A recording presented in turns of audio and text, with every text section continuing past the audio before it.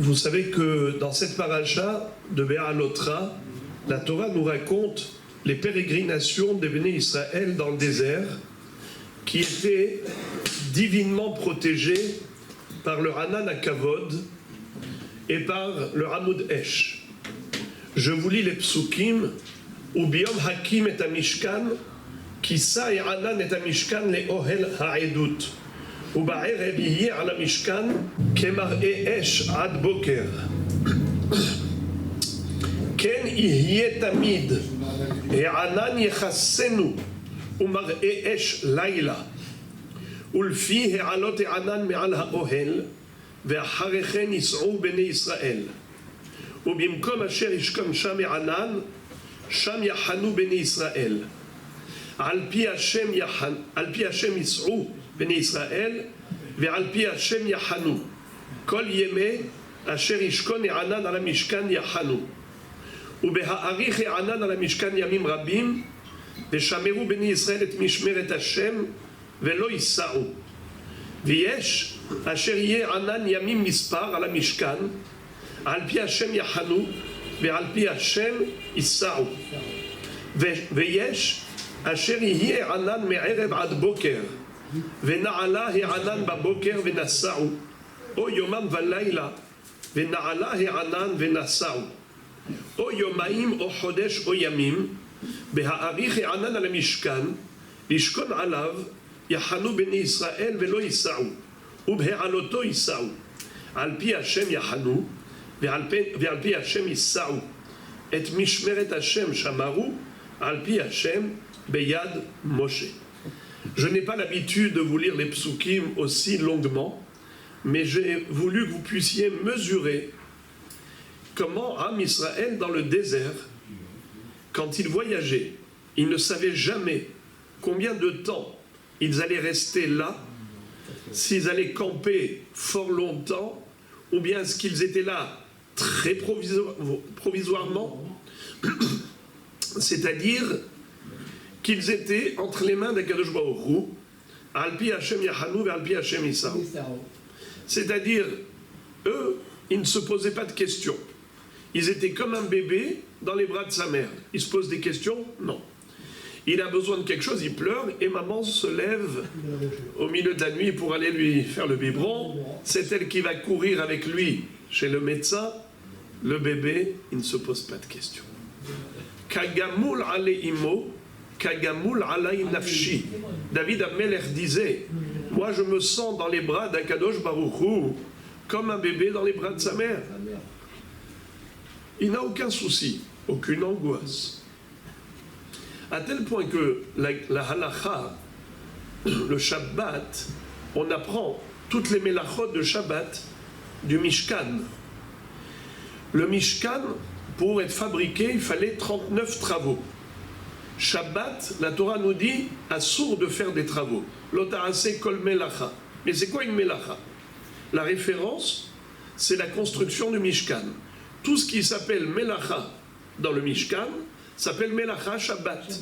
Si c'est avec des melachot, 39 melachot, on a construit le Mishkan, ces mêmes 39 travaux sont interdits Shabbat. L'une des melachot, c'est soter. Il y a bonnet, ve soter. C'est quoi bonnet? Construire. Soter, détruire. Nous avons une règle que les melachot de Shabbat, ça ne peut pas être quelque chose de mékalkel. Ça doit être métaken. C'est-à-dire, ça doit être créatif, constructif. Ça ne peut pas être destructrice, destructeur. Si c'est destructif, alors ce n'est pas une mélacha. Voilà. Par exemple, quelqu'un, il va abîmer, il va casser. Ça ne s'appelle pas une mélacha. Parce qu'il abîme. Kol amekalkelin peturim. C'est la règle. Tout ce qui est abîmé pendant Shabbat, ce n'est pas une mélacha. Car une mélacha, c'est une créativité. Alors comment on peut comprendre que soter, détruire, c'est une mélacha?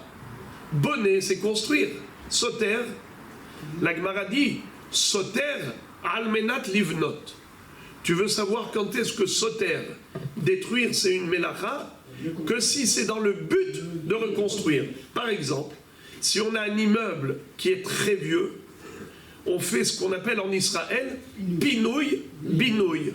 Pinouille, on évacue, on rase, et binouille, c'est reconstruire. En Israël, partout dans toutes les villes, c'est que ça. Pinouille, binouille, pinouille, binouille. Eh bien, c'est ça, soter. Soter, al menat livnot. D'où on l'apprend? Du Mishkan. Dans le Mishkan, quand ils voyageaient, ils devaient être soter, démonter le Mishkan, ils le transportaient, et après ils allaient le reconstruire ailleurs. Et après, quand Akadosh Baruch Hu, il disait, allez maintenant, on voyage, Al-Pi Hashem Yahanu, Al-Pi Hashem Issaou, allez, on bouge, on détruit, on démonte. Et on va à nouveau remonter, démonter, remonter, soter. Mais la Gemara dit, soter, almenat livnot, bim komo. Par exemple, quelqu'un, il a rasé un immeuble pour reconstruire à la place un autre immeuble. C'est bim komo. La Gemara pose la question, elle dit, ma pitom, bim komo. Mais dans le Midbar, c'était pas bim komo. On a démonté le Mishkan dans un endroit A. Et on l'a reconstruit dans l'endroit B. Donc c'était pas soter almenat livnot bimkomo. C'est soter almenat livnot shelo bimkomo. C'est-à-dire que on allait détruire ici et reconstruire là-bas. Or la halakha, c'est pas comme ça. La halakha, c'est que quand est-ce qu'on est haya pour soter? Que si on est soter almenat livnot bimkomo. Et vous savez, c'est quoi la réponse de la Gemara? Du miel. La réponse de la Gemara, c'est incroyable. Elle dit, puisqu'il est écrit Al-Pi Hashem Yahanu Ve'al-Pi Hashem Issaou, eh bien c'est que Soter Almenat Livnot Bimkomo Dami. C'est-à-dire, étant donné que, où est-ce qu'ils allaient reconstruire? Où est-ce qu'ils allaient reconstruire? Là où Akadosh Baruch Hu le veut.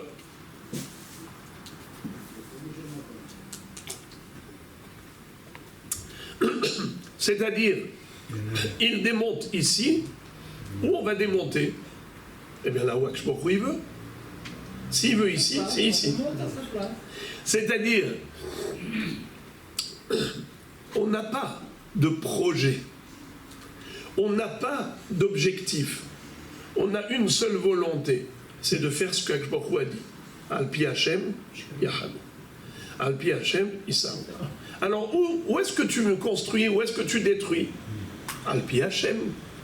Puisque tout est Al-Pi Hashem, c'est comme si c'était Bimkomo. Parce qu'il n'a pas de Makom, il n'a que Pi Hashem.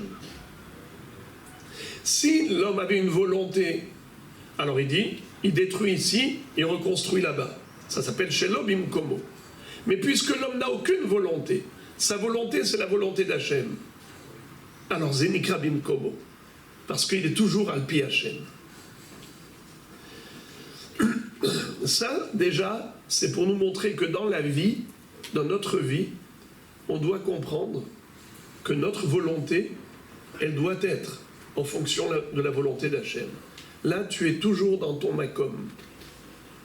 Mais si ta volonté, c'est pas la volonté d'Hachem, alors tu es ballotté d'un projet à l'autre, d'un endroit à l'autre, et tu sais pas d'où tu viens, où tu vas. Qu'est-ce qui va se passer demain? La situation universelle, et l'antisémitisme, et tout change du jour au lendemain. Un jour, le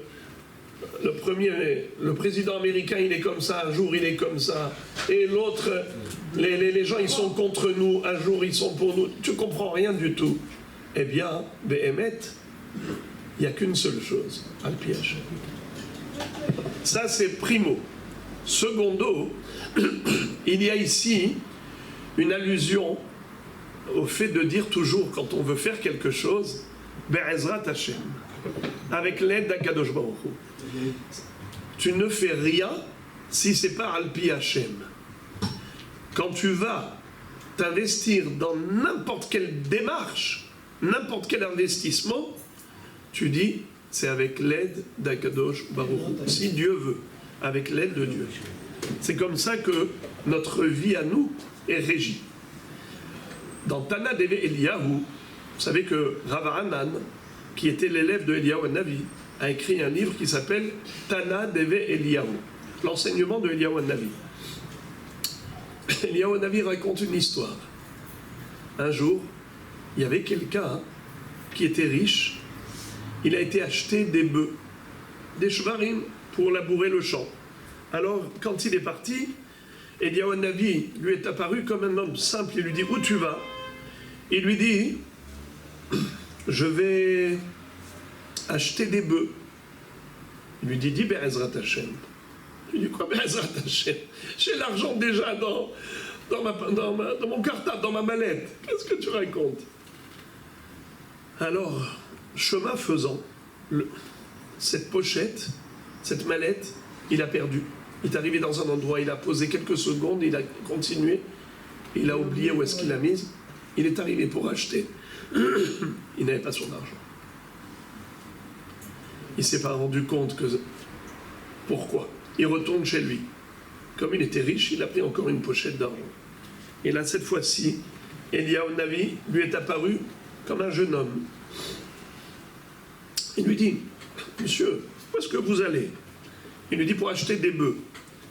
Il lui a dit, Be'ezrat Hashem. Il lui dit, quoi Be'ezrat Hashem? Dans quelques minutes, c'est affaire conclue, marché conclu. Il lui a dit, écoute, moi, je tourne dans le marché. Si tu as besoin de mon aide pour transporter les bœufs, tu me payes un petit salaire, je suis là. L'autre, il continue sa route et il se fatigue, il va se reposer au pied d'un arbre. Et il s'allonge, il se repose. Et Eliyahu Hanavi, qu'est-ce qu'il fait? Il lui prend sa pochette d'argent. L'autre, il se réveille, il continue avec ses bagages, il continue avec sa mallette et il va au marché. Encore une fois, il ne trouve pas son argent. Merci. Alors, qu'est-ce qui se passe? Il retourne chez lui et là, il a compris. À nouveau, Eliyahu Hanavi le croise quand il sort de chez lui. Il lui dit, où tu vas? Il lui dit, Be'ezrat Hashem, je vais acheter des bœufs. Il rencontre ce jeune homme. Donc c'est Eliyahu Hanavi. Il lui dit, sache que je peux vraiment t'aider. Et c'est comme ça qu'il est parti avec lui chez le chevillard. Et il a ramené avec lui tous les bœufs. Et il les a drivés. À un moment donné, il lui a dit, voilà, je les pose ici. Et il lui a posé les 2 pochettes d'argent qu'il lui avait pris auparavant. Il lui a posé à côté des bœufs. Et Eliyahu Hanavi a disparu. Quand ce monsieur cherche ce jeune homme pour le payer, il ne le trouve pas.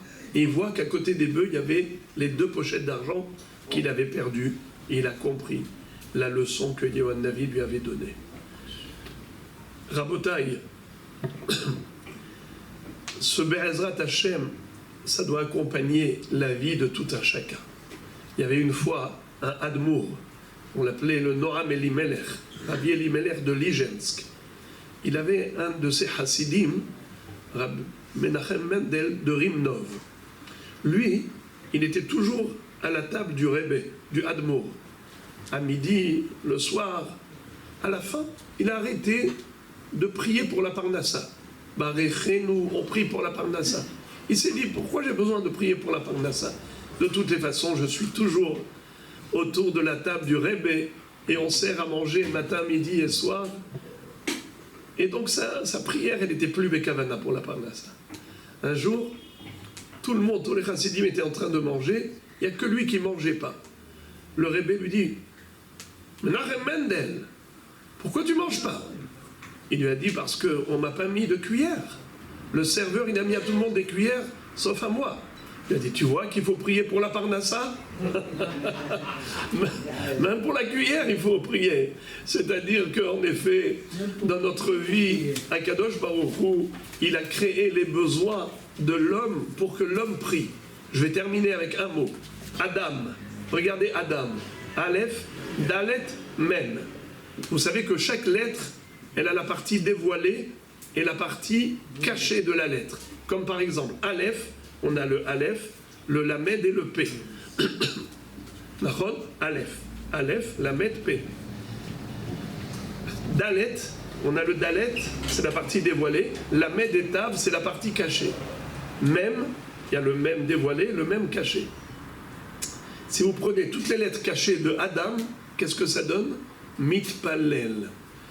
Le rôle de l'homme sur terre, c'est de prier Hachem pour subvenir à ses besoins, de lui donner les moyens de réaliser tous ses projets de vie et de pouvoir réellement assumer tout le nécessaire, qui ne manque de rien et qui nous protège de tout mal et qui nous comble de tout bien, à nous et l'ensemble du Ham Israël. Mais il faut toujours prier, c'est ça la fonction de Adam sur terre. Merci. Et bien,